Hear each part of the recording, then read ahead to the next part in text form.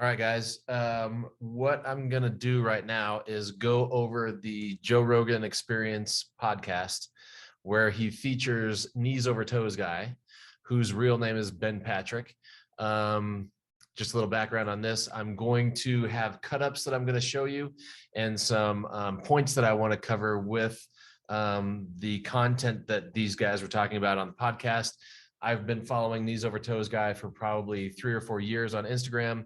I've had a ton of patients.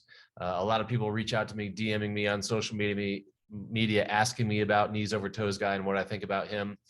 And some people get things kind of misconstrued and think that I'm saying something totally opposite than what Ben is saying, where we're actually saying the same thing. But when you listen to this podcast, and the reason why I want to show you this is because it gets into how we use our verbiage, how we use technical terminology.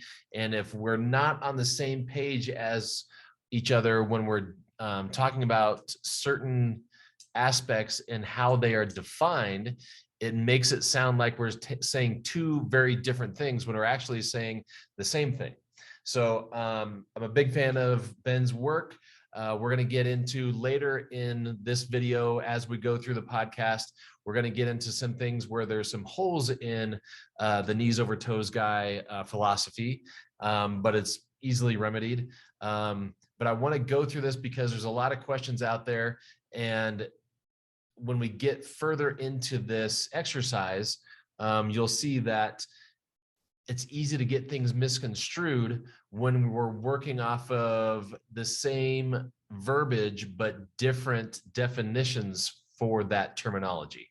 So I want you to have a piece of paper, pencil, something that you can write on so you can jot down notes. What I'm going to try to do is I took as big a clip as I can when they're talking about these aspects, and I'm going to try to let it run so I'm not taking things out of context and you can see the full context of what they're talking about. And then I'm going to kind of unpack what they talked about. But I want you to take notes and jot down things that you catch and maybe things that make you scratch your head, so you can see if we are catching the same things. So here we go with Knees Over Toes guy on the Joe Rogan Experience. I'm going to screen share here. And hold on a second. What is going on? No. Here we go.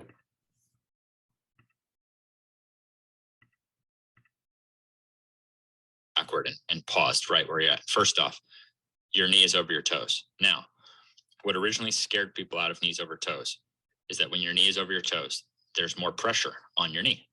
That's the position that the pressure goes into the knee when your knee is over your toes. But now it's been found out that bodies with more pressure on them age biologically younger, not the other way around. So it's actually when we start avoiding these areas of pressure that a joint will degrade and get really fragile. So this is a way to get that pressure in a safe way with your knees over your toes. So every step backward, you're strengthening your knees over your toes to some degree. The better you get at it, the more you do it, the more you add up that pressure that actually makes the area stronger and gets it to heal and gets it to be younger. So there was a gross misunderstanding of knee over toes equals more pressure on your knee, therefore avoid the area completely. And I can see why that would be. That could make sense. But that was just a conclusion based on seeing that there was more pressure, not realizing that the way human bodies age and stuff, they actually need motion and pressure, even something like compression, like a knee bending all the way. Motion and compression is how you get synovial fluid to carry nutrients to the joint. So we would think avoid bending a joint to make it last longer. It's the opposite. Now, just forcing into pain, that wouldn't make sense either short term. You see what I'm saying? Mm-hmm. So my job is like an art of how do you get motion and compression and pressure? How do you do all that stuff safely? So it's a subject in itself, but that's not a subject that you can learn in any textbook yet. You see what I'm saying? Right. But that will be in the textbooks. It's all being, these are actually like just basics of physics and anatomy and how the body works. But exercise is pretty new if you think about it, you know? Yeah, like rigorous exercise. Okay, so let's see what you came up with. Now, this clip that cut off the very beginning, he was talking about his philosophy on backwards sledding. So pulling a sled backwards while you're harnessed to it. So as PTs, we might hear of knee pressure and think of patellofemoral pressure. What he's talking about One that is, says I most feel like people we in should pain. put orders in before this podcast comes out. You definitely should. what he's talking about is interarticular pressure, which is inside the joint pressure. So when you're going down and you're going into a full depth knee squat, that's going to put pressure on the knee joint, inside the knee joint itself. So yes, that is true. And so what he's talking about is aging of the knee joint. So if we have somebody who has one compartment breakdown, single compartment breakdown of the knee, let's say they've got wear on the lateral femoral condyle. So what's going on there is they're wearing the lateral femoral condyle because they're not getting off of it. So what he's talking about is you don't reverse aging, but you slow the aging process by going through a full range of motion. So if you use the full condyle, instead of just hammering on one little section, you use the whole thing, and that pressure is relieved and it's spread out throughout the entire joint. So that's one of the things that he's talking about with pressure there, and not really anti-aging, but preventing wear and tear, preventing the aging of the knee joint. So if we're talking about patellofemoral pressure, a lot of PTs and a lot of medical professionals, doctors, freak out when people go below parallel or let their knees go over their toes, because that's terrible for your patellofemoral joint, which is actually incorrect. The worst thing you can do for patellofemoral joint compression is to do a squat to only 90 and not let your knees go over your toes, because if you don't let the tibia anterior translate and you stop at 90, that's where you get the most patellofemoral compression. So if you don't pass through it, that compression is just hammering and grinding the patella into the trochlear groove. So if you allow the tibia to anterior translate, the knees to go over the toes, and you go past 90, now the pressure comes off of the patellofemoral joint. It actually falls posterior to the knee now. So now your pressure is going to fall from your center of gravity through your base of support, which, if your knee goes over your toes, is posterior to the knee joint. And that's how you avoid patellofemoral compression. Doing wall sits, doing wall squats will do nothing but destroy your knees and put you in a position that you will never be in real life, because if the wall's not there, you fall backwards. So we should not be doing that. What we should be doing is having people squat with their knees over their toes past 90 degrees.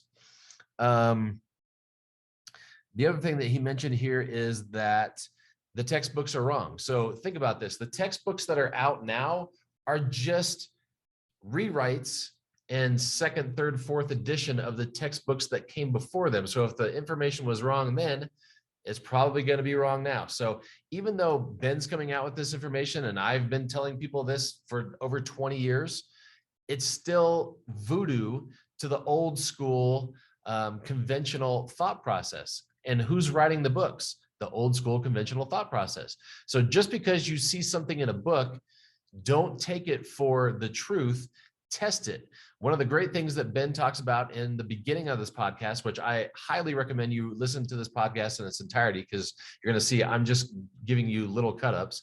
He talks about his path from where he came from. Didn't go to PT school, didn't get a degree in exercise physiology. He went through learning the hard way because experts like us screwed up and gave him the wrong information. So just because the textbook says something, if you know that it sounds kind of sketchy, take it apart and see if it actually holds water. So let's go down to the next clip. You want one? So that tib bar, I love that thing. Yeah. You guys, someone sent me the newest one. So here's the Nordic coming up. Okay, there it is. Now my mom's controlling it on the way down. I was going up, but this post was illustrating an example that there are muscles that, like that, like the tibialis muscle. It's that muscle on the front of the shin. You can see it at the start of this post if you just let the post play again. So most people in pain, we've been lifting loads to failure. You could stay on that exact pose. Yeah, it'll show it. We've been lifting, we've been taking muscles to failure, but we've been skipping entire muscles that relate to pain. That one right there, that's your first line. I mean, that's every kick you throw, every step you take. Right. There hasn't even been a study yet on strengthening that. No, I've never even heard of strengthening that until I saw your post. But it's understandable because I'm not going to land on men's health for my tibs. I'm not going to. I actually, here's the story, and people are walking around with shirts now that say "Chicks dig big tibs." But I was.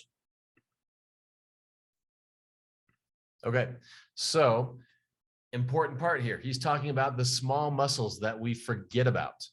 So how often do you have your patients do tib raises versus gastroc-soleus plantar flexion raises? How often do you have them do dorsiflexion?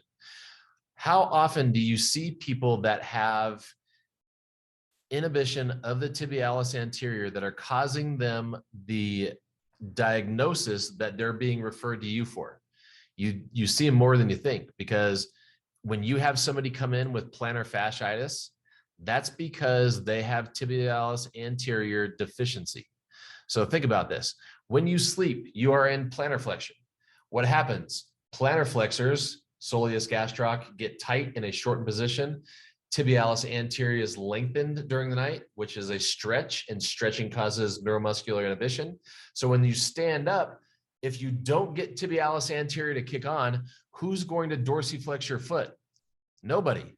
Who's going to send the reciprocal inhibition response to the soleus and the gastroc to say, relax so we can go into dorsiflexion? Nobody. So when you put pressure on your foot, all of that pressure is going onto your plantar fascia, which is why you have first step pain in the morning. So if you knew this, you would be able to give your patients the exercise they should do before they get out of bed, which is active dorsiflexion, 5 seconds, 5 times, which will reverse the inhibition of the tibialis anterior. So when they stand up, tib anterior contracts, causes a reciprocal inhibition response to the plantar flexors, lets the ankle go into dorsiflexion, and the plantar fascia is allowed to expand under normal load as it's supposed to, and there goes your first step pain. So think about, as he's going through this, how many times we forget about the little muscles with your pitchers and your throwers. How often are you assessing and treating anconeus? With your low back pain, your hip pain, your knee pain patients, how often are you assessing and treating pyramidalis?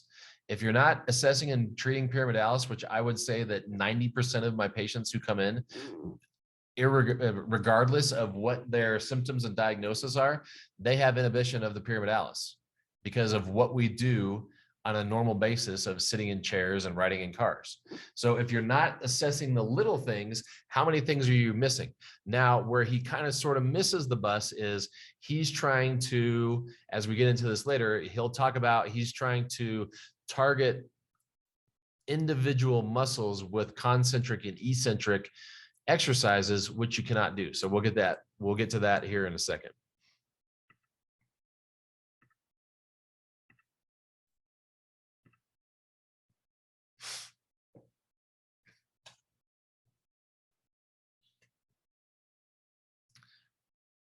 And as you can see, the timestamp is in the bottom left corner. So as you go through the podcast, you can always find where I was at just by looking at this timestamp down there. Around for 100 years or whatever in terms of like large scale populations doing it. But the fact that you're implementing this program that's so revolutionary in 2022, you know, I mean, when did you start putting it out there? In the last few years. Yeah. Very recently. That's very weird. Yeah, people have only been noticing probably in the last year or so. But it's weird when you think about how much money is involved in sports and how many people are trying to make a living as a professional athlete. Yeah. How many like super dedicated, ultra driven and disciplined individuals, and they still didn't know about this. Yeah, because if we're only going off the data from the education system, you know, we're doomed to that degree. Please. I was just saying you were saying how serious the athletes are, you know? Yeah. But 7 times as much money has been spent studying how do you accelerate more versus decelerate, even Right. though the majority of our injuries happen in deceleration. Right. So it's like we're always going to be the effect of what the education system is, as long as we're saying that only what's in those textbooks is true. And that's not the case. You know what I mean? Google itself is still operating. Google will tell you that if you have knee pain, you can, ice it. You can take anti-inflammatory drugs, which now are looking like actually break down your cartilage. So I was popping those like crazy, not knowing those may have been actually wearing down cartilage instead of helping. And then I was icing. That Google also said to do that. The guy who came up with the rest, ice, compress, elevate, he now says he was wrong. It doesn't even matter that he says he was wrong because it's already in the textbooks what he said 30 years ago. What does he say to do now? Now he says motion and Motion. you need to get motion to it. You need to actually get blood flow to it because the icing can actually delay healing. Yeah, they used to say that icing prevents autologous. Okay, so I want to start this part talking about what he was talking about towards the beginning as far as deceleration and working on helping athletes, and also you should be working on helping the general population with deceleration. But we spend so much time, especially with athletes, pushing acceleration, which is what he said.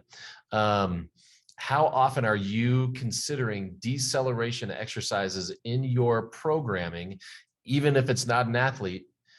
Think about injuries. What happens? Most injuries occur during deceleration, the lack of a control during deceleration. So how much thought are you putting into that? And are you assessing the muscles that help control deceleration? Are you assessing your patients? Do you have a tool to assess your patients, every single patient when they walk in the door, to see how well they control deceleration? One of the things that we do with the 180 system, and my favorite, the thing that I get the most information out of, especially when we're dealing with a lower extremity patient, is a single leg squat, because that's going to show me in a much slower time frame how they control deceleration, because deceleration is controlling eccentric loading into pronation. So if they can't control a single leg squat, I know I can't give them things that are going to require them to decelerate.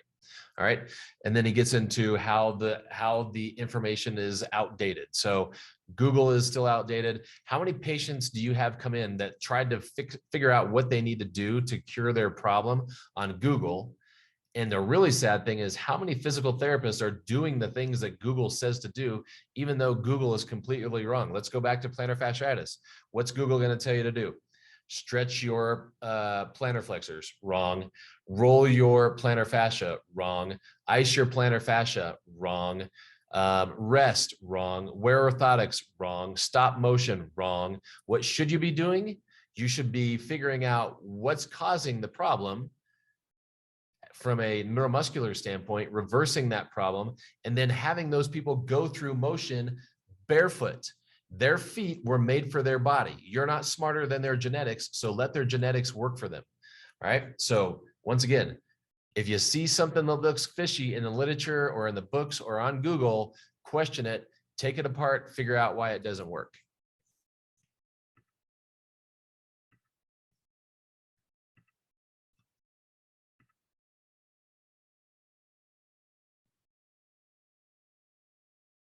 And they would always tell you to ice injuries. Yeah. And I think Do you think you should ice injuries at all? Well, I think when you get hurt and you're in pain, the ice works, you know what I mean? And there's a lot of people who To reduce pain. Yeah. But not necessarily to help heal.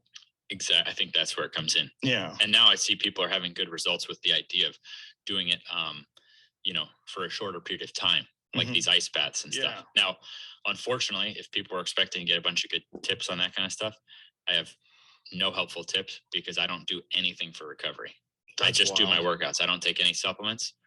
Nothing? No vitamins? Nothing? Only thing I take is instant coffee in the morning, just to be like, so I'm not like potentially lying about something. But there's an instant coffee called Strong Coffee. Yeah. And so it has about 15 grams of protein in there. So I'm getting my coffee, protein. That would be considered the only supplement I take. I don't take any supplements for anything. It's very important to me that I do nothing for body work, no recovery, no massage, no any kind of thing that could help my knees, I refuse to take it. Does that make sense? No. I need to master the exercise for people. Right. So if any of these things work, then how do I know what I'm getting from the exercises? Right. But vitamins? Okay. Probably my favorite part of this entire podcast was that exchange right there. So what Ben is telling Joe is I'm all in, saying that what I am doing is right and it's all you need to do to increase vertical jump, to stop knee pain, those types of things. He doesn't let other independent variables clutter the playing field. So he takes all that other stuff out. So this is exactly what I did when I started coming up with a 180 system. So I was less than a year out of PT school, completely fed up with the conventional PT model, knew that it didn't work to do anything other than cover up short-term symptoms. So even though I was helping people feel better, I knew when they came back, if they had the same problem they had the previous time, that I didn't do anything substantial. I didn't do anything on a physiological level. All I did was a bunch of garbage to make them feel better, increase their range of motion for the short term. Who cares? Do I need to go to 7 years of college to figure that out? No. All right. So Ben did the same thing I did. I said, I'm getting rid of everything. So I'm not using ice. I'm not using heat. I'm not using TENS. I'm not using any kind of symptom modification, tape, orthotic, brace, whatever. I'm going to rely on nothing but human physiology. And if I can master human physiology and get these people to function normal on the physiological level, I shouldn't ever need to cover up their symptoms with all the other junk. So huge applause for Ben on this for understanding this. He's not saying that vitamins are bad for you. He's just saying he doesn't want anything to jump in and be another independent variable that could screw up what he's doing. So our clinics have nothing in them but treatment tables, ropes, weights, dumbbells, kettlebells, sleds, all that stuff. So somebody can't say, well, yeah, they got better. They felt better after they left because you physical therapists use that electrical stimulation. Not us, not at 180, no ice, no tape, no symptom modification. And so Joe will bring this up several times. He keeps on calling massage recovery. So every time he talks about what he does for recovery, write that down on your little piece of paper there and question why does Joe need so much recovery? And is massage actually recovery? Or could it be the problem that is causing him to think that he needs recovery?